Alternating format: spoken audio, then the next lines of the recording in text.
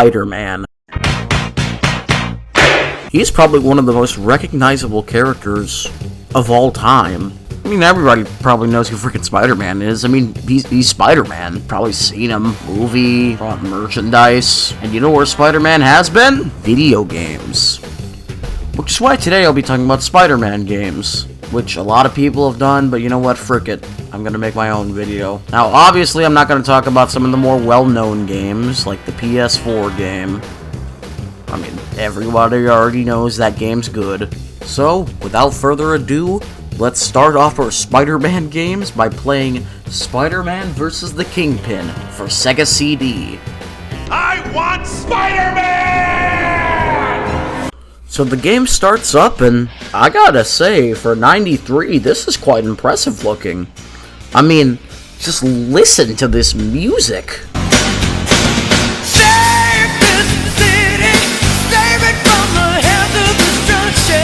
That's badass! I would want to play this game if I heard this on the title screen. And there's FMV animated cutscenes? Okay, that's pretty cool. My only complaint is that they go on for too long. And they do this weird fake out. Like, a cutscene plays, and then you think you're gonna go into gameplay beating up bad guys, and then it just goes back to cutscenes. So anyway, blah blah blah, Kingpin says that you've turned evil and now the cops are after you. And you're after supervillains as well, so I guess you're fighting both sides. And then you go into gameplay and there's a map where you can choose which level you want to go to? Huh, that's interesting. Oh, also the game's on a timer. You gotta beat the game on a timer. Because there's a bomb going off in 24 hours. And if you don't make it, boom. And then there's just two random villain heads on the map. Like, they're just bigger than all the other icons. I don't know why they're there. One is of Electro and the other is of Doc Ock. I decided to fight the Doc Ock, and it's basically just warehouse levels.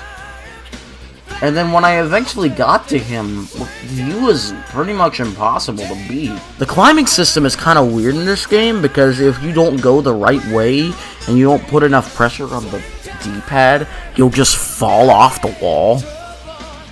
Especially if you're climbing up and then around, which is kind of makes sense, because it's a 2D game instead of a 3D one. You know, you can't just do stuff like that. But still, it feels a little clunky.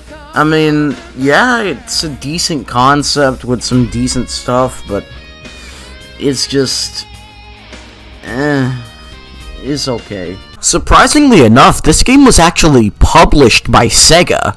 Yeah, Sega had the publishing rights for Spider-Man games in the early 90s. And they made another one before this game called, well, Spider-Man the video game for arcades. It's a typical beat-em-up, where you fight off bad guys and Spider-Man villains, but it does have a cool gimmick in that it changes perspective sometimes to be just fully 2D levels that are zoomed out, and other times it's just the isometric style in normal beat-em-ups. Weirdly enough, this game's roster is really weird. Like, you know, it's a 4-player beat-em-up, so you gotta get like 4 Spider-Man characters. So who did they pick?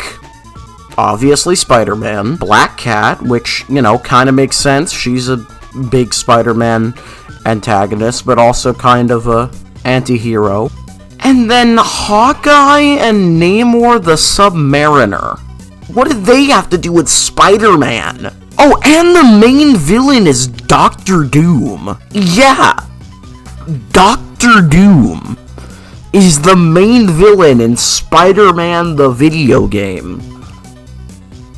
That doesn't make sense at all. Anyway, on to the next game, which is Spider-Man and Venom Maximum Carnage for SNES. Now, this is one of the more well-known 2D Spider-Man games out there, but I'm still going to talk about it a little bit because it's a damn good game. And it's got Carnage.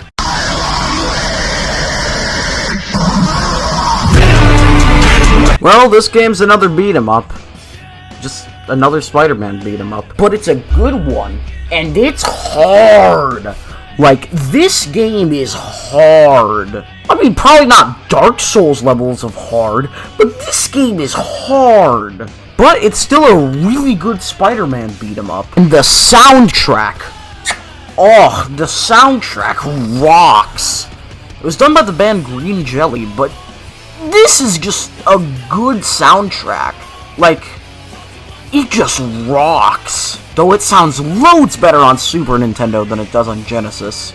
I mean, the Genesis had a weaker sound chip, and it really couldn't do this game's soundtrack justice. But overall, yeah, pretty good game. Not the best Spider-Man game. I'd say it's one of the best 2D Spider-Man games. It's also got Carnage! I mean, it's called Maximum Carnage for a reason, but it's got Carnage! Hey Carnage, do you know Candace? Well, there's a lot more games to talk about in this video, so I'm gonna do a lightning round. First up, Spider-Man Lethal Foes for Super Famicom. Yeah, this game's Japanese exclusive. Why? I don't know. It's a side-scrolling action game, and, I mean, graphically it looks nice, but just the physics feel weird, and the enemies are really weird. It's like, you're either fighting against, like, really tiny enemies that you can't even aim half the time. Weird amalgamations between, like, the Raimi Green Goblin suit and the Xenomorph from Alien. Why is Spider-Man fighting these guys? Yeah, that's Spider-Man Lethal Foes.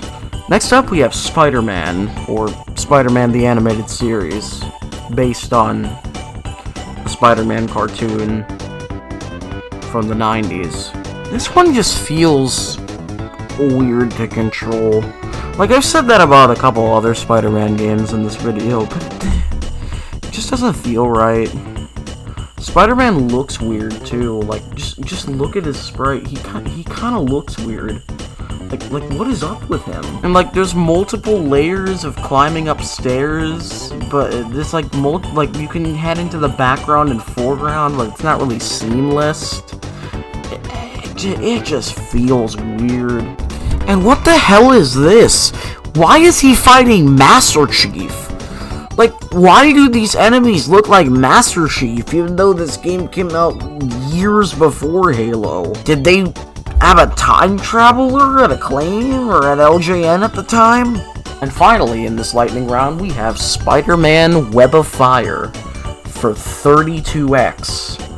Yeah, they made a Spider-Man game for the 32X. And it's weird. It's a side-scroller.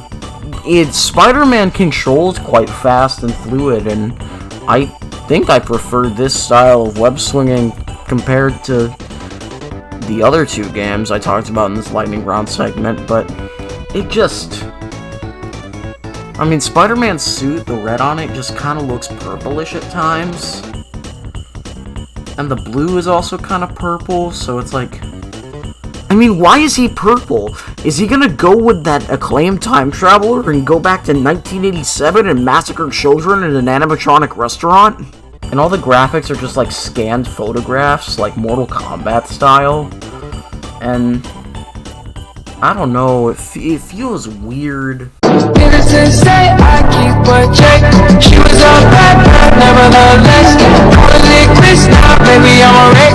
Now, I know what you guys are wondering.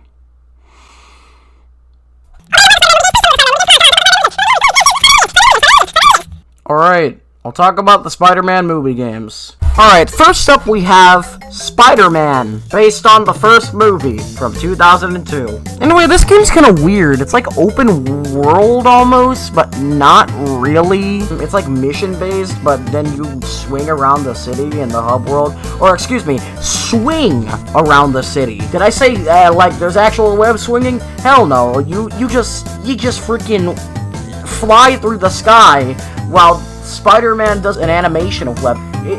It's not even web swinging. And, like, you beat up bad guys, you hold down the button to web them up.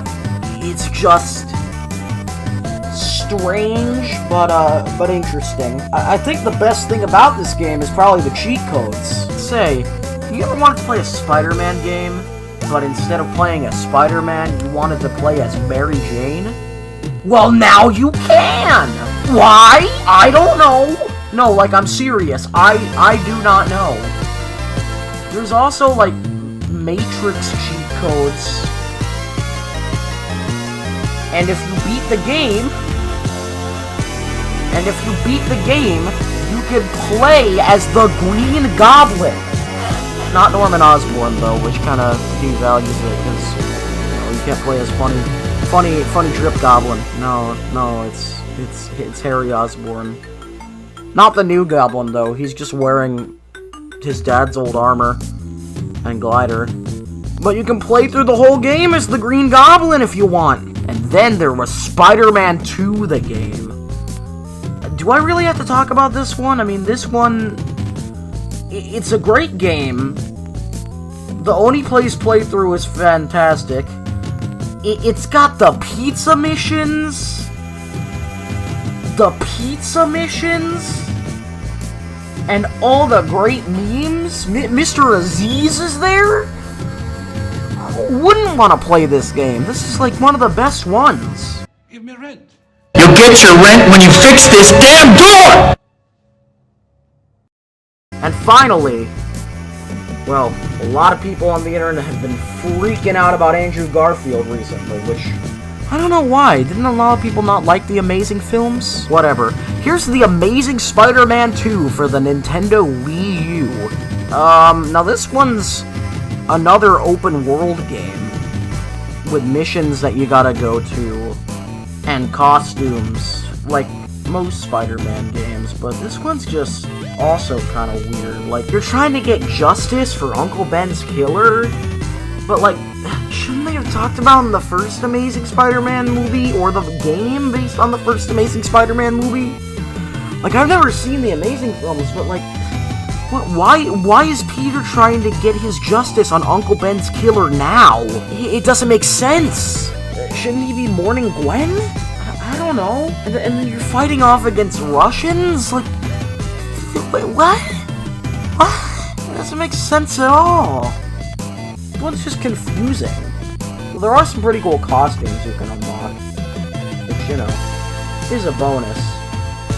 And yeah, that's all the Spider-Man games I wanted to talk about. Of course, there's a lot more, like some of the GBA DS games. Friend or Foe for Wii, the Activision trilogy that didn't have anything to do with the movies.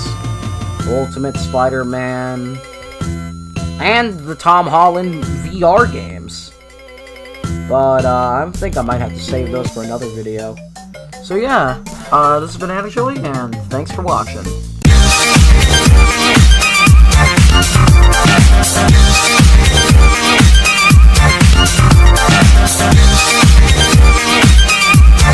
be right back.